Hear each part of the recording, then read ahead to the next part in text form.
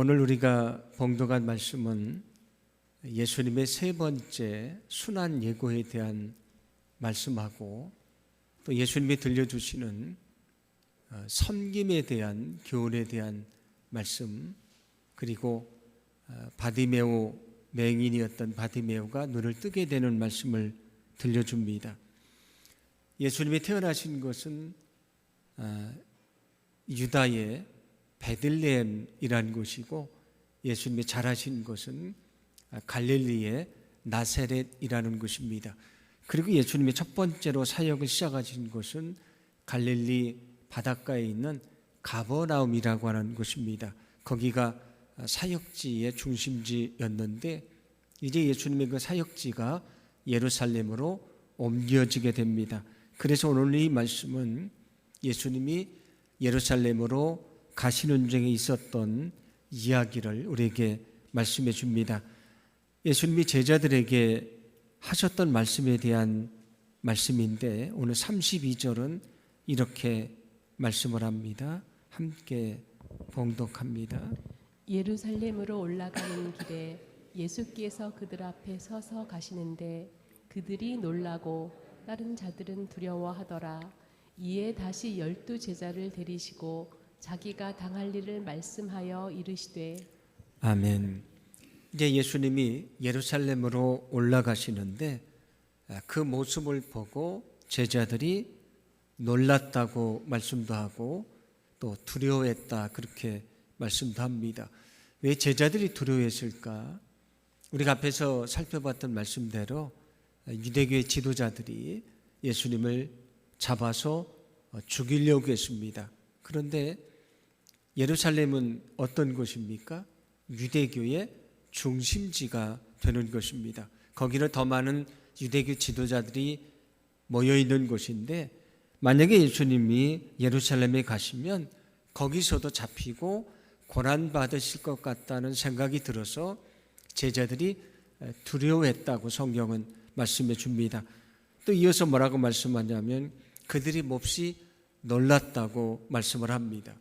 지금 예수님이 가시는 길이 예루살렘에 가면 고난을 받을 수 있는 길인데, 그 길을 가시는 예수님의 모습이 너무도 당당하고 담대하셨기 때문에 그 예수님의 모습을 보고 제자들이 놀랐다는 그런 말씀이 됩니다. 아무튼 예수님이 갈릴리에서 예루살렘으로 가시는데, 예루살렘에 가서는 많은 어려운 일을 당하게 될 것입니다.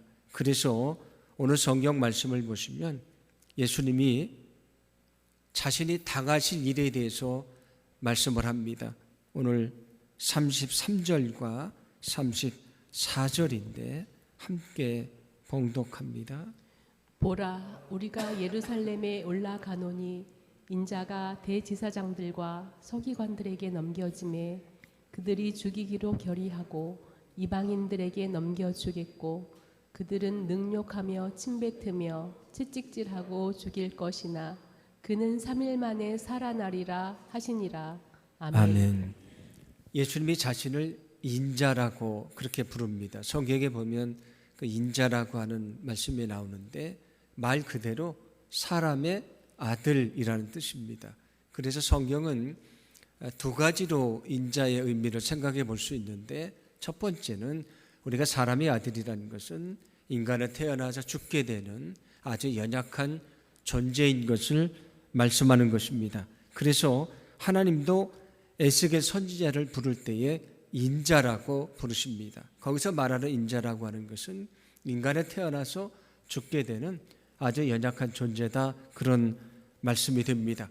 그런데 이 인자라고 하는 말을 예수님 자신도 자신에 대해서 사용을 합니다. 그래서 예수님에 대해서 칭할 때에 나는 인자라고 말씀을 하시는데, 여기 예수님이 자신에 대해서 인자라고 말하는 것은 예수님이 인간의 몸을 입고 이 땅에 오셔서 저 십자가에서 달려 죽으심으로 우리의 모든 죄를 사하시는, 세상을 구원하시는 메시아가 된다는 의미가 있습니다.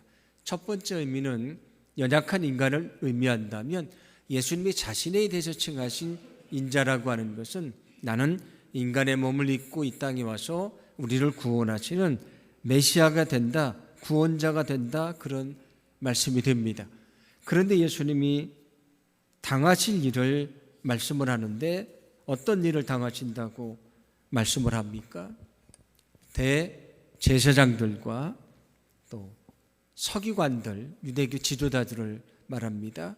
그들에 의해서 그들에게 넘겨지게 되고 그들이 예수님을 죽일 것을 결의하고 또 이방인들에게 넘겨질 것을 말씀을 합니다.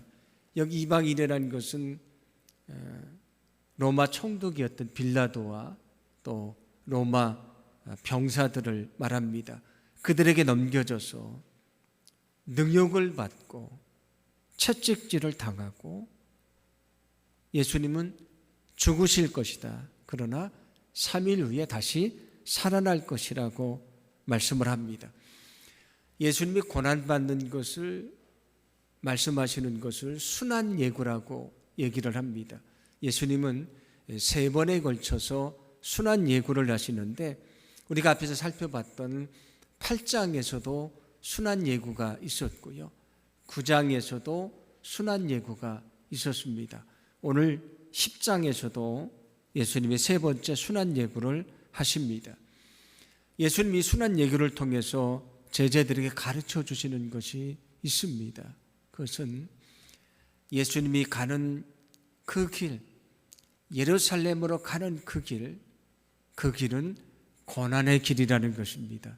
그런데 이것을 통해 또 무엇을 말씀해 주고 있냐면 그 예수님을 따르는 제자의 삶도 역시 고난의 길인 것을 말씀해 주고 있습니다. 우리가 예수님을 따르는 것은, 주님을 따르는 길은 고난의 길이라고 하는 것입니다. 여러분, 우리가 주님을 따르는 길은 고난의 길이라는 것을 기억하시기를 바랍니다. 예수님은 단 한 번도 우리에게 내가 너희에게 편한 길을 주겠다, 그렇게 말씀하신 적이 없습니다. 예수님은 우리에게 뭐라고 말씀하셨습니까? 진정한 주님의 제자가 되려면 내 자신을 부인해라, 내 십자가를 지고 나를 따르라고 말씀을 하셨습니다. 예수님을 따르는 길은 그렇게 쉽지 않습니다. 이 땅에 많은 그리스도인들이 쉽게 예수를 믿으려고 하고 쉽게 천국에 들어가려고 하지만, 그러나 주님을 따르는 길은 결코 쉽지 않습니다. 천국에 들어가는 것도 역시 마찬가지입니다. 예수님은 그 천국 문을 넓은 문이라고 말씀하시지 않고 좁은 문이라고 말씀하셨습니다. 우리에게도 좁은 문으로 들어가라고 말씀을 하십니다. 우리가 믿음을 지키며 끝까지 예수님을 따른다는 것은 결코 쉬운 것이 아닙니다. 우리는 많은 것을 포기해야 되고 많은 것을 내려놓아야 되고 때로는 고난을 받기도 하고 박해를 받지만 믿음을 지키며 끝까지 주님을 인내하며 따라야 되는 것입니다. 그러므로 정말 주님을 따르는 길은 결코 쉽지 않다는 것을 여러분 기억하시기를 바랍니다. 그런데 여기 중요한 것이 있습니다. 예수님은 고난만 말씀하신 것이 아니고 내가 3일 후에 부활할 것이라고 말씀하신 것입니다. 고난으로 끝나는 것이 아니고 죽음으로 끝나는 것이 아니고 거기 부활이 있었다는 말씀입니다. 우리도 정말 주님을 따른다면 그 길이 힘들거렸지만 믿음으로 인내하며 그 길을 가게 된다면 예수님이 죽음을 딛고 살아나신 것처럼 우리에게도 그 고난 뒤에 준비되어 있는 놀라운 영광과 축복이 있다는 것을 믿으시기를 바랍니다. 그래서 예수님이 마태복음 5장 11절과 12절에서 이렇게 말씀을 하셨습니다. 함께 봉독합니다. 나로 말미암아 너희를 욕하고 박해하고 거짓으로 너희를 거슬러 모든 악한 말을 할 때에는 너희에게 복이 있나니 기뻐하고 즐거워하라. 하늘에서 너희의 상이 큼이라. 너희 전에 있던 선지자들도 이같이 박해하였느니라. 아멘. 정말 주님을 따른다는 것은 쉽지 않다고 말씀을 드렸습니다. 정말 주님을 따르다 보면 너희들은 나 때문에 욕을 먹게 될 것이다. 박해를 받게 될 것이다. 사람들이 너희를 거짓으로 고발하고 너희에게 악한 말을 하게 될 것이다. 그러나 너희는 그것이 복이라는 것을 알아야 된다고 말씀을 합니다. 오히려 너희가 정말 주님을 따르는 것 때문에 어려움을 당한다면 너희는 기뻐하고 즐거워하라고 말씀을 합니다.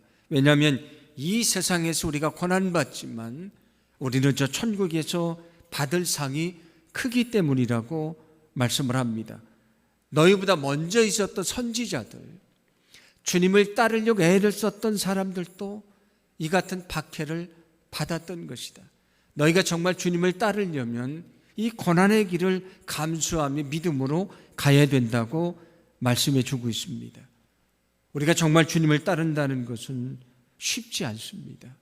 그러나 그럼에도 불구하고 우리가 인내하고 믿음으로 그 길을 간다면 우리가 지금 받는 고난, 그것과 비교할 수 없는 영광과 축복이 우리에게 주어진다는 것을 믿으시기를 바랍니다. 그러므로 소망하기는 정말 주님을 따른다는 것 쉽지 않지만 우리가 인내하며 주님이 그 십자가의 길을 가셨던 것처럼 우리가 그 길을 가기를 간절히 소망합니다. 우리가 정말 주님을 온전히 따를 때에 우리가 주님을 따르는 것을 통해 받게 되는 그 고난과 비교할 수 없는 놀라운 영광과 축복이 저와 여러분의 삶 속에 넘치게 될 줄로 믿습니다.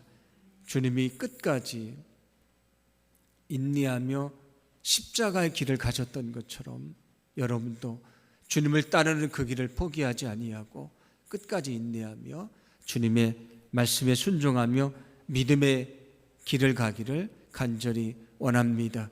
우리가 그 길을 갈 때에 하나님 우리에게 지혜도 주시고 또 믿음도 주시고 능력도 주셔서 우리가 능히 그 믿음의 길을 갈 수 있도록 역사해 주실 줄로 믿습니다. 예수님의 제자들 중에서 야고보와 요한이 형제인데 그들이 예수님에게 이렇게 말합니다. 37절인데 함께 봉독합니다. 여짜오되 주의 영광 중에서 우리를 하나는 주의 우편에 하나는 좌편에 앉게 하여 주옵소서. 아멘. 그들이 예수님에게 말합니다. 예수님의 나라를 이루시면 하나는 좌편에 하나는 우편에 앉게 해주십시오라고 말합니다. 가장 높은 자리에 앉게 해달라 그런 요청입니다. 그런데 그들의 생각은 어리석은 것입니다. 왜냐하면 그들은 지금 예수님이 옛날의 다윗처럼 예수님의 나라를 세우고 그 나라의 왕이 될 것이라고 착각을 하고 있습니다. 그런데 예수님이 이 땅에 오신 이유가 있습니다. 그것은 이 땅에 나라를 세우고 왕이 되려고 오신 것이 아니고 그 몸을 십자가에 내어주심으로 우리의 죄를 사하시고 우리의 영혼을 구원하려고 오신 것입니다. 그런데 어리석은 그들은 예수님에 대해서 착각을 하고 있었고요. 어리석은 요청을 하고 있었다는 말씀이 됩니다. 그런데 오늘 성경에 나오는 야고보와 요한만이 아니고 다른 제자들도 역시 마찬가지입니다. 왜냐하면 성경을 보면 다른 제자들이 그 얘기를 듣고 분노했다고 말합니다. 어떤 얘기입니까? 어떻게 너희들만 높은 자리에 올라가냐? 우리도 높은 자리에 올라가야 되는 것이 아닌가 그런 생각을 했다는 것입니다. 오늘 성경에 나오는 제자들은 어리석은 생각을 하고 있습니다. 세상에서 높은 지위를 얻고 세상에서 영광을 얻고 사람들에게 존경을 받는 것, 그것을 그들이 원하고 있었다는 것입니다. 그런데 예수님은 제자들을 향해서 말씀을 하십니다. 야고보와 요한에게 말씀하시는데 오늘 38절입니다. 함께 봉독합니다. 예수께서 이르시되 너희는 너희가 구하는 것을 알지 못하는도다. 내가 마시는 잔을 너희가 마실 수 있으며 내가 받는 세례를 너희가 받을 수 있느냐. 아멘. 예수님이 그 제자들에게 하시는 말씀은 내가 마시는 잔을 너희가 마실 수 있으며 내가 받는 세례를 너희가 받을 수 있느냐, 그런 말씀인데, 여기 예수님이 마시는 잔은 무엇을 말하는가? 이것은 진노의 잔, 고난의 잔을 말합니다. 내가 받는 고난을 너희들은 감수할 수 있는가? 그런 말씀이 되고요. 여기 세례도 역시 마찬가지입니다. 제가 세례에 대해서 여러 번 세례에 대한 의미를 말씀드렸는데, 세례는 우리가 주님 안에 죽고 다시 살아나는 것을 말합니다. 세례의 의미는 우리가 주님과 함께 죽는 것을 말합니다. 그래서 여기 세례라는 것도 우리가 받을 고난을 말씀을 하는 것입니다. 너희가 정말 나를 따른다면 이런 고난을 받게 될 것인데 너희는 그 고난을 감수할 수 있는 믿음이 있는가? 그런 말씀이 됩니다. 그런데 그들은 말합니다. 우리가 그 잔을 마실 수 있고 그 세례를 감당할 수 있다고 얘기를 합니다. 정말 그 제자들은 나중에 어떻게 되냐면 12명의 제자들 중에서 사도 요한만 자기 수명을 다하고 세상을 떠나게 되고요. 나머지 제자들은 다 순교를 당하게 됩니다. 오늘 말씀하셨던 것처럼 예수님이 마셨던 고난의 잔을 마시고요. 예수님의 고난의 세례를 그들이 경험을 했다는 말씀입니다. 그때 주님께서 그들에게 뭐라고 말씀해 주시냐면 40절에 그 좌우편에 있는 영광은 내가 주는 것이 아니고 하나님이 주시는 것이다. 하나님이 그것 합당한 자에게 예비해 놓으신 것이다. 그렇게 말씀을 합니다. 이것은 어떤 말씀이 되냐면 영광을 주는 것은 하나님의 영역이지 우리의 영역이 아니라는 것입니다. 우리에게 필요한 것은 영광을 얻으려고 생각하는 것이 아니고 우리가 어떤 상황 속에 있든지 어떤 사명이 주어지든지 믿음으로 감당하는 것이다. 그런 말씀이 됩니다. 만약에 우리가 그 믿음으로 그 일을 위해 헌신한다면 하나님이 준비해 놓으신 그 영광과 축복을 주실 것이다. 그런 약속의 말씀입니다. 그러면서 서로 높은 자리에 앉기를 원하고 그것에 관심을 가지고 있었던 제자들에게 섬김에 대한 아주 중요한 교훈을 가르쳐 주시는데 오늘 43절과 44절 말씀입니다. 함께 봉독합니다. 너희 중에는 그렇지 않을지니 너희 중에 누구든지 크고자 하는 자는 너희를 섬기는 자가 되고 너희 중에 누구든지 으뜸이 되고자 하는 자는 모든 사람의 종이 되어야 하리라. 아멘. 앞에 나오는 42절을 보시면 무슨 말씀이 나오냐면 이방인들의 집권자들과 고관들은 높은 자리에서 영광을 얻기를 원하고 자기 권력을 휘두르지만 너희는 그렇게 해서는 안 된다고 말씀을 합니다. 세상 사람들은 높은 자리에서 영광을 얻고 그 힘을 발휘하고 휘두르기를 원하지만 너희는 그렇게 해서는 안 되는 것이다. 그러면서 뭐라고 말씀합니까? 진정 큰 사람은 누구인가? 섬기는 사람이다. 다른 사람 위해서 군림하는 사람이 큰 사람이 아니고요. 섬기는 사람이 진정 큰 사람이라고 말씀을 합니다. 너희가 지금 으뜸이 되려고 생각하는데 으뜸인 사람은 누구인가? 다른 사람을 종처럼 섬기는 사람이라고 말씀을 합니다. 오늘 성경은 우리에게 주님이 우리에게 요구하시는 삶은 우리가 다른 사람보다 높은 자리에서 영광을 얻는 것이 아니고 저 예수님이 하늘 보좌를 버리시고 이 땅에 내려오셔서 저 십자가에 그 모든 것을 내어주셨던 것처럼 가장 낮은 자리로 내려가서 거기서 다른 영혼들을 섬기는 것이라고 말씀을 해 주십니다. 오늘 45절은 그래서 이렇게 말씀을 합니다. 함께 봉독합니다. 인자가 온 것은 섬김을 받으려 함이 아니라 도리어 섬기려 하고 자기 목숨을 많은 사람의 대속물로 주려 함이니라. 아멘. 예수님이 온 것은 섬김을 받으려 온 것이 아니다. 그러므로 너희도 섬김을 받으려고 해서는 안 된다고 말씀을 합니다. 예수님이 섬기라 오셨기 때문에 너희도 섬기는 자가 되어야 된다고 말씀을 합니다. 어떻게 섬기셨는가? 그 목숨까지도 내어주시면서 섬기셨다고 말씀을 하면서 우리에게도 그런 섬김이 필요하다고 말씀해 줍니다. 진정한 주님의 제자는 누구인가? 오늘 성경은 말씀해 줍니다. 진정한 주님의 제자는 섬기며 살아가는 사람입니다.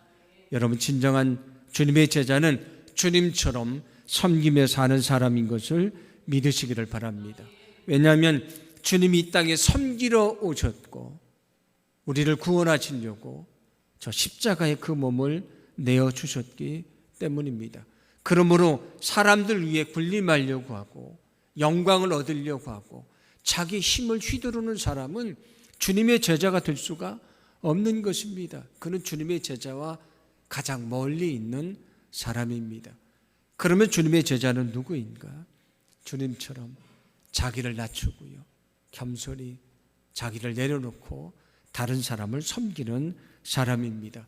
소망하기는 우리가 주님의 그 마음을 마음속에 품고요, 우리가 교회 안에서 성도들을 그렇게 섬기고 우리가 만나는 이웃을 그렇게 섬기고 우리가 어디가 가든지 그 섬김의 도를 보일 수 있는 거룩한 삶이 되기를 간절히 소망합니다. 우리가 정말 섬기는 삶을 살 때에 주님을 알지 못하는 영혼들이 우리를 통해 주님을 알게 되고요, 저들도 주님 앞으로 돌아오는 그런 귀한 역사가 있게 될 줄로 믿습니다. 여리고에 이르렀을 때에 바디메오라는 사람을 예수님이 만나는 말씀을 들려주는데, 바디메오가 예수님이 자신의 동네에 온다는 소식을 듣고 이렇게 외칩니다. 오늘 47절인데 함께 봉독합니다. 나사렛 예수시란 말을 듣고 소리질러 이르되 다윗의 자손 예수여 나를 불쌍히 여기소서 하거늘. 아멘. 여기 다윗의 자손 예수라고 하는 것은 예수님을 세상을 구원할 메시아로 고백하는 그런 고백입니다. 그는 맹인이기 때문에 앞을 보지를 못합니다. 만약에 눈을 떴으면 저 멀리에서 오는 예수님을 보고 달려갔을 텐데 눈이 보이지 않으니까 예수님이 어디 계신지를 알지를 못합니다. 그래서 예수님이 오신다는 소식을 들었고 사람들이 뭉성거리는 걸 보니까 예수님 오신 것은 분명한데 어디 계신지를 알 수가 없습니다. 그래서 맹인이었던 바디메오는 큰 소리로 예수님을 부릅니다. 다윗의 자손 예수여 나를 불쌍히 여겨주십시오. 그러자 사람들이 조용히 하라고 그를 책망을 합니다. 그런데 그는 어떻게 합니까? 오늘 48절입니다. 함께 봉독합니다. 많은 사람이 꾸짖어 잠잠하라 하되 그가 더욱 크게 소리질러 이르되 다윗의 자손이여 나를 불쌍히 여기소서 하는지라. 아멘. 그가 얼마나 큰 소리로 예수님을 불렀던지 많은 사람들이 그를 책망을 했습니다. 그런데 그는 어떻게 했습니까? 더 크게 소리를 질렀고 예수님을 부릅니다. 예수님이 그 소리를 듣게 됐고요, 그리고 그를 부르게 됩니다. 그런데 성경은 그가 어떻게 했다고 말씀을 합니까? 50절 말씀을 보시면 그가 겉옷을 내버리고 주님께로 갔다고 말합니다. 그는 거지였습니다. 아마 그가 가지고 있는 것은 그 겉옷 한 벌이었을 텐데 그 당시에 겉옷이라는 것은 옷만이 아니고 밤이 되면 이불로도 사용을 하는 것인데 그는 그것 하나밖에 없는 것입니다. 그런데 그는 그것을 던져버리고 주님께로 가는데 오늘 성경은 뭐라고 말씀합니까? 그는 뛰어갔다고 말씀을 합니다. 만약에 여러분이 지금 눈을 감고 뛴다면 과연 그게 가능하겠습니까? 뛸 수 없는 것이죠. 그런데 그는 앞이 보이지 않지만 예수님에게 뛰어갑니다. 왜 그가 겉옷을 던지고 앞이 보이지 않는데 예수님에게 뛰어갑니까? 예수님을 너무도 만나기를 원했기 때문입니다. 그래서 오늘 성경에 나오는 겉옷을 던져버리고 예수님에게 뛰어가는 맹인 바디메우의 그 모습 속에서 그의 마음속에 있었던 예수님을 만나고자 하는 그런 간절함을 우리가 발견할 수가 있습니다. 그 간절함을 아셨던 예수님이 그에게 물으십니다. 내가 너에게 무엇 해주기를 원하느냐? 예수님의 질문은 너무도 당연한 것입니다. 바디메우의 간절한 소망은 그 눈을 뜨는 것입니다. 그런데 그것을 알고 계셨지만 예수님은 다시 한번 질문을 합니다. 내가 너에게 무엇 해주기를 원하느냐? 그는 보기를 원한다고 말합니다. 다시 한번 예수님은 그 마음속에 있었던 간절함을 확인하십니다. 그리고 그의 눈을 뜨게 하셨다고 성경은 말씀해 주고 있습니다. 오늘 성경에 나오는 바디메우는 예수님을 만나고자 하는 간절함이 있었습니다. 왜냐하면 자기 힘으로 해결할 수 없는 인생의 문제가 있었기 때문입니다. 자기 힘으로 해결할 수 없는데 예수님을 만나면 해결될 것이란 믿음을 가지고 있었습니다. 우리도 인생을 살아가다가 우리의 힘으로 감당할 수 없는 인생의 문제를 만나게 될 때가 있습니다. 여러분이 그때에 오늘 바디메우처럼 그 인생의 문제를 들고 주님에게 달려가기를 간절히 소망합니다. 정말 간절한 마음을 품고 주님에게 달려가기를 간절히 원합니다. 그때 주님께서 우리를 품어주시고요, 주님의 능력으로 우리의 인생의 문제를 해결하시고 우리를 온전케 해주실 줄로 믿습니다. 그래서 그가 주님 안에서 온전케 됐는데 오늘 성경 52절은 이렇게 말씀을 합니다. 함께 봉독합니다. 예수께서 이르시되 가라 내 믿음이 너를 구원하였느니라 하시니 그가 곧 보게 되어 예수를 길에서 따르니라. 아멘. 가라 내 믿음이 너를 구원하였느니라라고 말씀하시니 그가 보게 됐고요. 오늘 성경은 또 뭐라고 말씀합니까? 그는 예수를 따르는 자가 되었다고 말씀을 합니다. 오늘 성경에 나오는 바디메우도 예수님을 따르는 주님의 제자가 됐다는 말씀이었습니다. 그는 어떤 사람이었습니까? 그는 거지였습니다. 날마다 구걸하며 사는 사람입니다. 그리고 그는 앞을 보지 못하는 사람입니다. 우리가 바디메우라고 부르지만 사실은 이것이 그의 이름이 아닐 것이라고 생각을 합니다. 왜냐하면 원래 바디메우의 뜻은 오늘 성경도 나오지 않습니까? 디메우의 아들 바디메우라고 하는 것처럼 바디메우는 디메우의 아들이라는 뜻입니다. 그는 이름도 없던 사람입니다. 이름도 없고 구걸을 하던 거지였는데 그가 누가 됐습니까? 주님의 제자가 됐습니다. 주님 만나기를 간절히 소망할 때에 주님이 만나주시고요, 자신의 인생의 문제를 해결해 주시기를 간절히 간청할 때에 주님이 인생의 문제를 해결해 주시고요, 그는 영광스러운 주님의 제자가 되었다는 것을 믿으시기를 바랍니다. 우리에게도 많은 인생의 문제가 있습니다. 여러분이 어떤 인생의 문제를 가지고 있든지 그 인생의 문제를 가지고 주님 앞에 달려가기를 간절히 원합니다.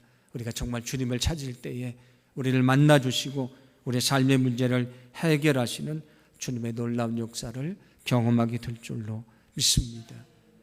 오늘 성경은 우리에게 주님을 따르는 길은 결코 쉽지 않다는 것을 말씀해 줍니다. 그러나 우리는 인내하며 그 길을 가야 되는 것입니다.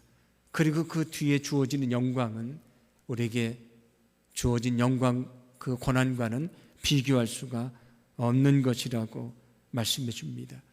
늘 섬기는 주님의 제자로 살아가라고 말씀을 합니다. 또 바디메우처럼 그런 간절함을 품으라고 말씀을 합니다. 오늘 우리가 주님 앞에서 하나님을 예배하고 있는데 우리가 기도할 때 하나님 내 마음속에도 그런 간절함을 주소서. 내가 정말 주님을 만나고 변화받게 하소서. 내가 정말 어떤 어려움이 찾아와도 결코 포기하지 않고 주님을 따르는 진정한 주님의 제자가 되게 하소서. 그렇게 기도하기를 간절히 소망합니다.